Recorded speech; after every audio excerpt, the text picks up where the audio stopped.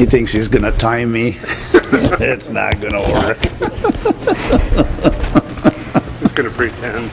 I promise I'll be good. Tony knows me real well.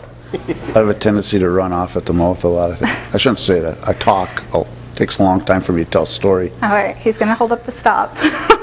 Okay, I'll stop. You're getting the drift of this. First up is John Hubbard.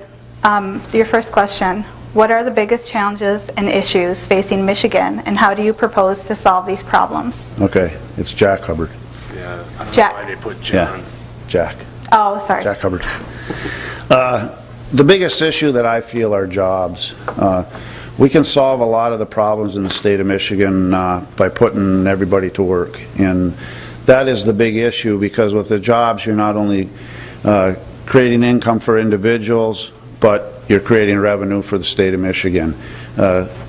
When you have good jobs, people are buying gas, they're purchasing stuff, you're getting your sales tax money. That's the key of this. We're doing a good job at turning this around now, but we need to do a better job, and that's a very important part of it. Okay. How would your approach to the state's challenges differ from that of your opposition? The biggest difference, I think, with me is that I'm willing to stand up to federal and state bureaucrats and their regulations. I have a history of that. When they come at you with regulations, my tendency is, why? Why are we doing this? You have to look no further than Grand Marais Harbor to understand that I am more than willing to stand up and fight for what's right for my constituents, whether it's at the state level or at the federal level. Another example would be, we have an airport in Grand Marais, and the state came to us. They had I think it's an 80-acre parcel in the middle of that airport. We owned all the property around there, about 400 acres. They said, well, we want to take your property away from you, and we're going to deed you this property that you have in the middle of, that we have in the middle of this airport. And I said, why? Why do you want to do this? Well, it's liability reasons. I said, well, then just give it to us if that's what you're going to do. This was a long, drawn-out battle. It took many years.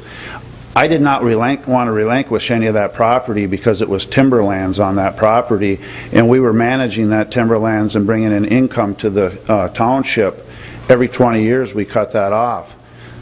So if we would have gave up that timber and that property in a trade on that, we would have lost revenue for the township. Ultimately, and I hope to get this done before I get out of office in November, but they are going to turn around and give us that property deeded over to the township. It's things like this that you need to do to stand up to people and to the bureaucrats and to their regulations, because a lot of times their regulations aren't really regulations. It's just stuff that they make up when they're in their office. Okay. What would your plan be to stimulate job growth and address economic challenges in the 109th district?